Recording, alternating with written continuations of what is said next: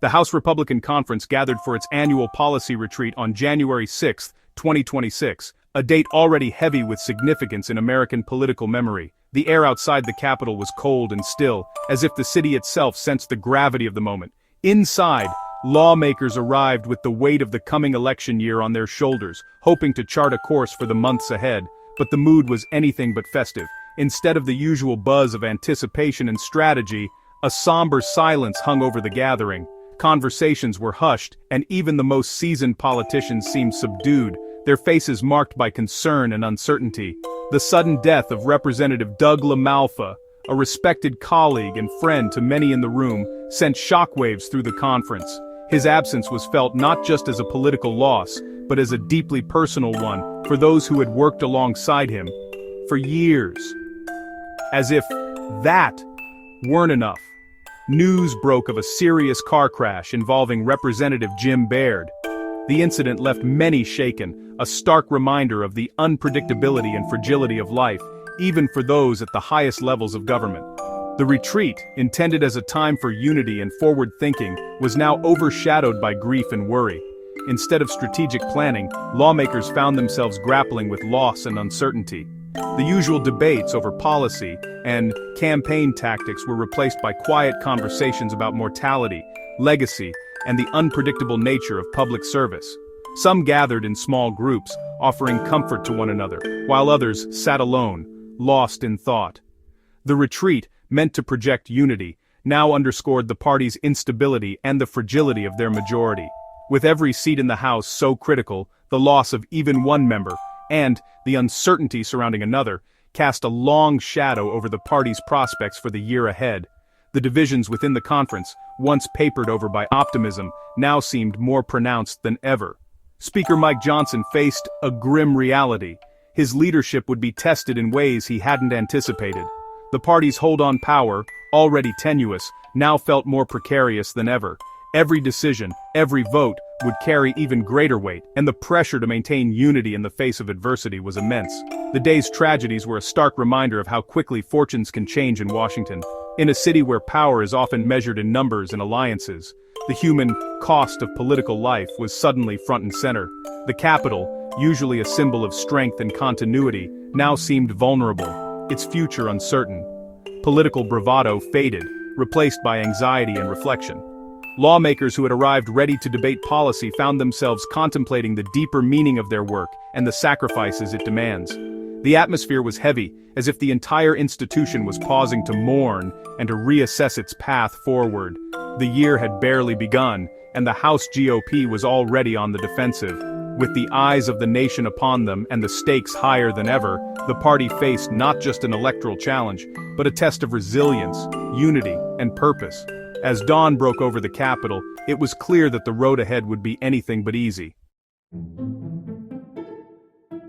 The sudden loss of Representative Doug LaMalfa, a reliable Republican vote, sent shockwaves through the halls of Congress. His absence, coupled with that of Representative Baird, immediately put the GOP's already precarious majority in jeopardy. The Republican leadership, who had been operating with little margin for error, now found themselves in an even more vulnerable position, where every single member's presence was critical to maintaining control. With 2 seats suddenly vacant, the party's razor-thin advantage was exposed for all to see. The House chamber, already tense, became a battleground where alliances were tested and tempers flared. Every absence, every moment of hesitation, threatened to tip the balance of power.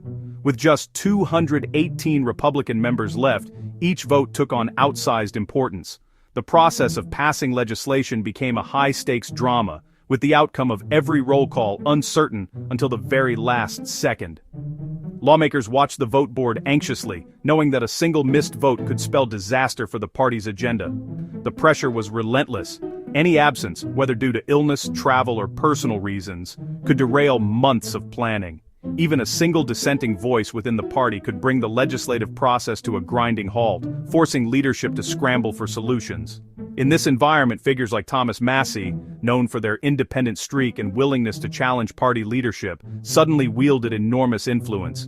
A handful of lawmakers could now dictate the fate of major bills, extracting concessions or blocking progress altogether. For Speaker Mike Johnson, the challenge was immense. His grip on power was fragile, and he was forced to navigate a minefield of competing interests and personal ambitions.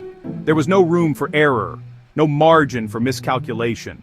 Behind closed doors, Republican leaders worked tirelessly to keep their caucus united.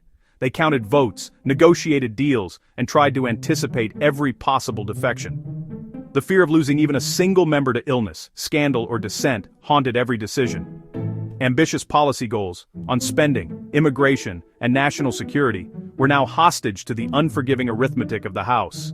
The fate of sweeping legislation often came down to a handful of votes, or even just one. The party's image of unity and strength was undermined by its own vulnerability. The public saw a fractured majority, struggling to project confidence while battling internal divisions and external pressures. As the midterm elections loomed ever closer, the GOP's majority felt more like a tightrope act than a position of power. Every day brought new challenges, and the risk of a catastrophic misstep grew with each passing week. For Republican lawmakers and their staff, governing had become a daily struggle for survival, a relentless test of endurance, discipline, and unity in the face of overwhelming odds. Into this anxious atmosphere stepped Donald Trump, addressing lawmakers via video. He began by honoring Doug LaMalfa, connecting with the somber mood. Trump quickly pivoted to defend his own health and vitality, pushing back on critics. He acknowledged the party's struggles, questioning why their achievements weren't resonating with voters. Trump's speech was both a pep talk and a strategic directive. He made it clear he intended to remain the party's central strategist. The lawmakers listened, knowing his words would shape the months ahead. Trump diagnosed a disconnect with voters and promised a controversial prescription. The party braced for his next move.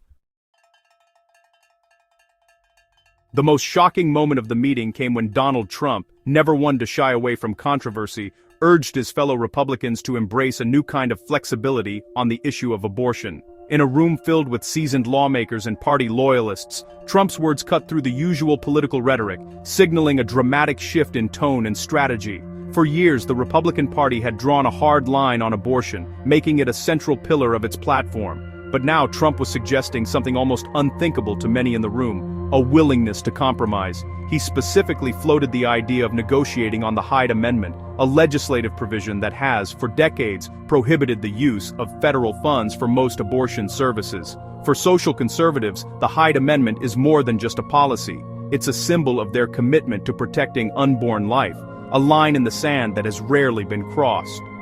Trump's suggestion to reconsider this long-standing principle sent shockwaves through the ranks, raising eyebrows and stirring immediate debate. The proposal stunned the room. Lawmakers who had built their careers defending the party's traditional stance on abortion were suddenly faced with a direct challenge to decades of party orthodoxy. Some exchanged nervous glances while others sat in stunned silence, trying to process the implications of what they had just heard. The very foundation of their political identity seemed to be up for negotiation.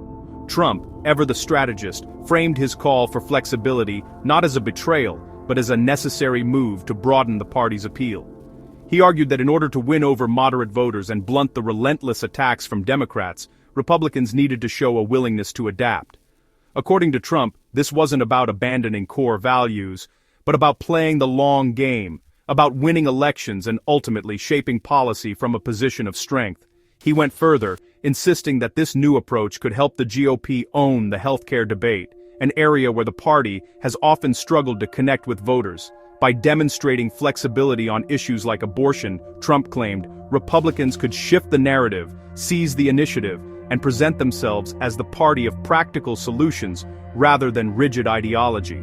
It was a bold gambit, one that required lawmakers to rethink not just their messaging, but their fundamental approach to policy. But Trump's advice put lawmakers in a difficult position. On one hand, following his lead could open new doors and attract voters who might otherwise be out of reach. On the other, it risked alienating the party's most loyal supporters, those for whom issues like the Hyde Amendment are non-negotiable. The tension in the room was unmistakable as lawmakers weighed the risks of following Trump's lead against the possibility of betraying their own deeply held convictions. The silence that followed was heavy and palpable. No one wanted to be the first to speak, to break the uneasy truce between tradition and change.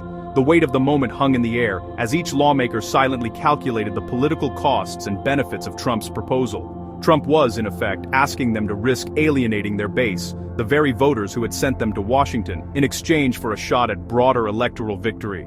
It was a gamble that could reshape not only the party's platform, but the entire landscape of American politics. In that moment, the Republican Party faced a high-stakes gamble on one of the most divisive issues in American life. The path forward was uncertain, and the choices made in that room would echo far beyond its walls, shaping the future of the party and the nation for years to come.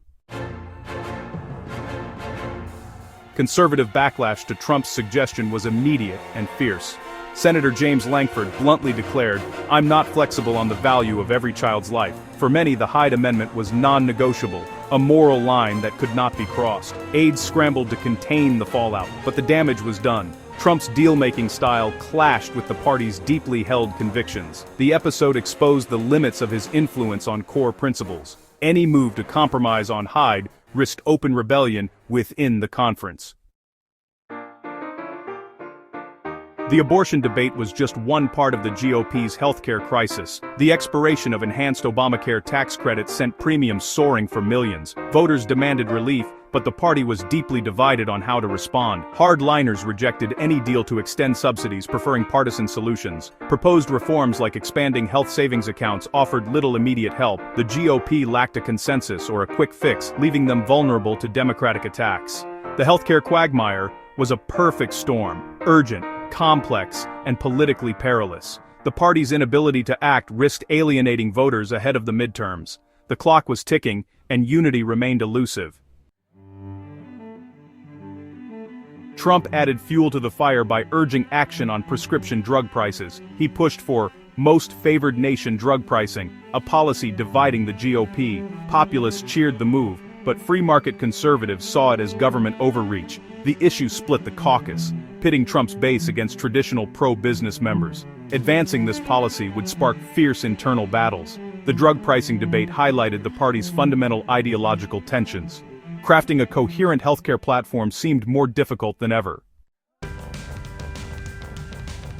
Trump's vision was bold flexibility on abortion, direct aid for coverage, and tough action on drug prices. He claimed this would let Republicans own healthcare and neutralize Democratic attacks. But inside the House GOP, consensus was nowhere in sight. The party was split on principles, not just policy details. Pushback on Hyde was immediate, and no agreement existed on ACA subsidies or drug pricing. Far from a breakthrough, the GOP faced policy paralysis. Trump's grand strategy clashed with legislative reality. The dream of seizing the healthcare issue remained distant. Internal struggles and policy paralysis fueled anxiety about the 2026 midterms. The GOP's start to the year was marked by tragedy, infighting, and vulnerability. Their inability to address voters' top concerns, especially healthcare, handed Democrats a potent weapon. Trump's interventions deepened divisions rather than uniting the party. The GOP appeared chaotic and conflicted, unable to project a coherent message. With a razor-thin majority, every mistake was magnified. The party's leadership faced a simple question: can they be trusted to lead? As the midterms loomed, time was running out for answers.